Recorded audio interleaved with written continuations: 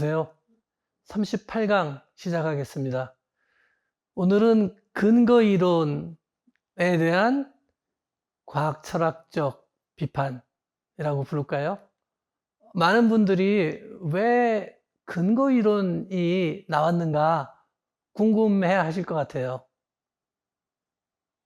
여기 목차를 보면 제가 근거이론의 발생, 모호한 이론적 출발과 분파, 세 가지 흐름의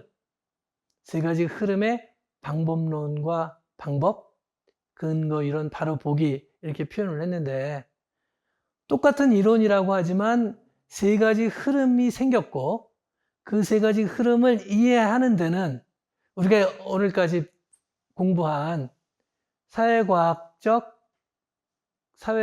철학에 대한 시각이 굉장히 도움이 된다. 이걸 배우고 나면 남들이 근거 이론 막 얘기할 때 그건 말이야, 존재론과 인식론의 관점에서 보면 이렇게 해석이 돼. 이 세 가지 흐름은 같은 근거 이론이라고 하지만 완전히 다른 배경을 갖고 있고 다른 이론적인 주장을 하고 있다는 것을 얘기할 수 있게 됩니다. 그래서 아주 우리 이 수업을 정리하는데 좋은 사례라고 봅니다. 근거 이론은 간단히 얘기하면 사실에 근거를 둔 이론을 형성하는 방법입니다. grounded in facts죠. 그래서 그 전에 많은 이론들이 이 거대한 사회 구조에 관한 이론을 바탕으로 박사과정 소장학자들이 그 이론을 확인하는 그런 연구를 많이 했다는 거죠. 쿤이 얘기하듯이 정상과학의 시대에 많은 과학자들은 이미 정해진 틀 내에서 퍼즐을 푸는 사람들입니다. 1960년대 미국 사회학계를 보면 보수적인 구조기능주의 이론에 따라 사회를 통합체제로 보고 젊은 연구가들, 박사과정 연구가들이 그 중에 한 부분을 따와서 야, 이 부분이 종교 분야에 맞느냐, 이 부분이 경제, 조직, 경제, 사회를 설명하는데 맞는가, 이런 것을 했다는 것에 대한 불만입니다. 그러지 말고, 그런 추상적인 이론 말고 사실에 근거를 둔 연구 방법, 사실에 근거를 둔 이론을 만들자 하는 게 출발점입니다. 근거 이론 접근 방법은 연역 법칙적 이론과 가설 시험 접근 방법에 대한 대안으로 제시되었고, 근거 이론 접근 방법은 귀납적인 이론 생산을 강조하고 굉장히 잘 전개된 방법론적 지침들과 절차들을 제안했기 때문에 다른 사람들이 많이 따라 하려고 했습니다. 그래서 2010년 상황을 두고 보면 미국의 박사학위 논문 중에 절반 이상이, 질적 연구하는 연구 중에 절반 이상이 근거 이론을 따르고 있다라는 조사도 있습니다. 그래서 기존 이론과는 달리 자료로부터 스스로 새로운 이론을 생성하자라는 것이 큰 반향을 일으켰습니다. 그리고 그 근거 이론 질적 연구인데 질적 연구의 연구 절차, 비판하는 사람들이 질적 연구는 프로토콜이 없다, 연구에 프로토콜이 없다 얘기하는데 그걸 제시했습니다. 따라서 굉장히 많은 영향을 미쳤습니다. 다시 한번 이 강점을 얘기한다면 사회과학 방법의 많은 연구 분야에 대한 전략들, 개념화, 이론 발전을 위한 전략을 제시했습니다. 잘 고안된 연구 전략을 제시해서 추상적이지만 동시에 통합적이고 자료에 근거를 둔 이론을 발전시킬 프로토콜을 제시했습니다. 통계적 연관을 조사하는 대신, 통계적 상관관계를 조사하는 대신 자기가 분석하는 대상의 속성, 그 사이에 실질적 관계들을 찾아가는데 초점을 두었습니다. 이걸 바탕으로 자연스럽게 이론을 형성하도록 하는 방법을 제시했다라고 얘기할 수 있고요. 우리가 듀르케임이나 막스 베버가 자기 관심에 있는 주제에 대한 연구 책을 써 나가면서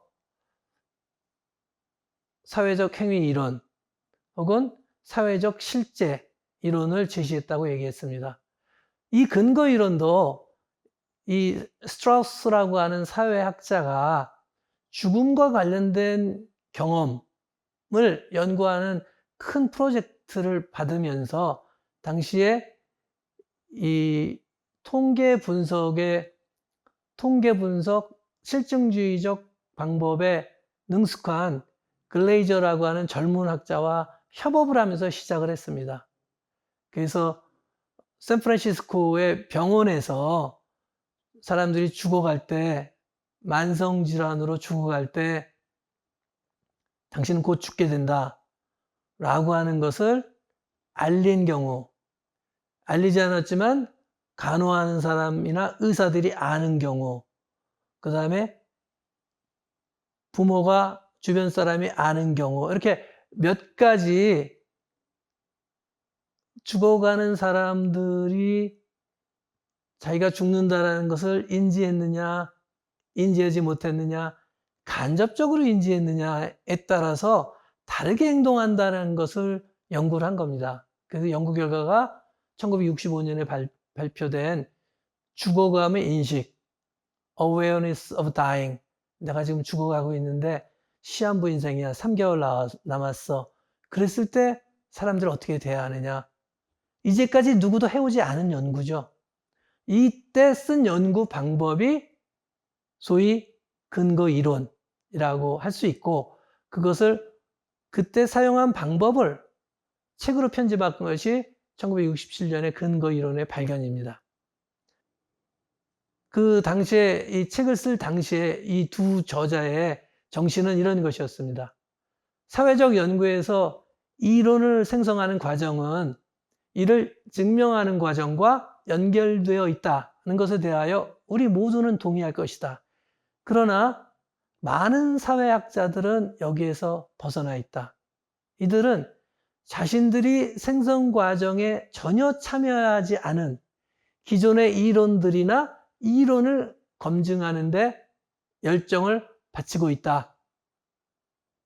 학계에 대가가 만들어 놓은 기존 이론을 적용하는 이런 일만 하고 있다. 이것을 깨뜨릴 수 있는 방법을 제시하겠다 하는 게 출발점입니다. 그래서 두 학자가 공동의 목표를 출발을 했는데, 이거는 방법론이 아니라 방법에 관한 이야기입니다. 그래서 방법론은 어떤 철학적 근거냐, 어떤 존재론과 인식론을 가졌느냐에 대해서 묻지 않고 하나의 자료를 조사하고 조사한 자료로부터 무엇을 만들어내는가에 관한 방법에 관한 논의였습니다.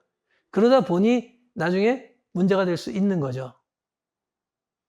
그래서 글레이저는 통계적 방법에 능숙하면서 통계적 코딩 방법을 중심으로 하는 이론적 방향으로 나갔고, 스트라우스는 소위 1930년대 미국 시카고 사회학과의 전통을 이은 상징적 상호작용 이론가였습니다.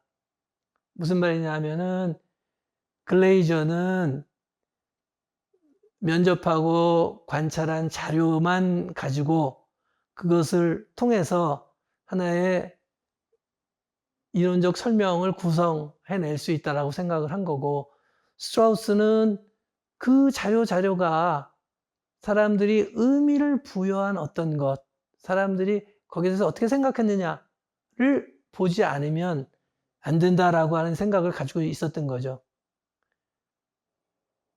방법이라는 기법에 대해서는 같이 동조를 해서 시작했지만 시간이 지날수록 의견이 달라지는 겁니다. 그 제자 중에 샬머스는 다시 이 두 사람은 결국 객관주의적 근거의 이론이다. 가치가 배제된 자료라는 것이 있고 그걸 통해서 이론을 만들어 나갈 수 있다라고 봤는데 그런 것은 없다. 1970년대 이미 실증주의적 과학관이 쇠퇴한 상황에서 박사학위 논문을 쓰는 이 제자는 선생님들이 뭔가 잘못 생각하고 있다. 잘못 생각하고 있는 것은 가치와 배제된 자료, 팩트는 없다라는 사실. 따라서 이것을 구성주의적으로 봐야 된다. 우리가 나름대로의 생각을 가지고 자료를 만들고 자료를 만드는 과정에 가치가 개입된다 하는 것을 밝힌 거죠. 따라서 1990년대가 들어가면 세 사람이 근거 이론이라고 하면서 다른 얘기를 하게 됩니다. 글레이저는 근거 이론의 방법, 어떻게 관찰을 적고 메모를 적고 거기에서부터 조금 더 큰 개념이 만들어지고 구성하는 게 아니라 만들어지고 하는 방법을 초점을 두고 그 다음에 스트라우스는 상징적 상호작용론에 근거를 두고 샤머즈는 구성주의 근거 이론을 전개하게 됩니다. 그 내용을 조금 더 보면요. 결국은 각각의 배경이 다르면서 두 가지 이론 경향이 처음에 나타나는데 쉽게 결합될 수 있는 것이 아니죠. 왜? 존재론이 다르고 인식에 대한 생각이 다르기 때문입니다. 근거 이론의 발견을 저술할 당시에 사람들은 기존 거대 이론 중심의 학계 풍토를 깨기 위해서 강령처럼 저술했다라고 얘기를 합니다. 누구나 쉽게 따라할 수 있게. 그러면서 중요한 방법, 어떻게 자료를 수집하고 자료를 비교하면서 좋은 생각을 만들어 나가고 어떻게 표본을 추출을 해서 자료를 바탕으로 생각을 만들고 큰 개념을 만들고 거기에서 이론적 방법을 가해서 의미 있는 설명을 만들어 나가는가 하는 것을 제시를 하면서 지속적인 비교 방법이라든지 코딩에 있어서의 범주화 하는 과정 등등에 관한 많은 좋은 방법을 제시를 했습니다. 그런데 사실은 방법이라고 하는 기술적인 면에서 어느 정도 동의했지만 이제 차이가 나는 거죠. 글레이저를 중심으로 보면 글레이저는 그야말로 실증주의적 근거 이론의 방법, 테크닉에 초점을 두었다라고 얘기를 할 수 있는데요.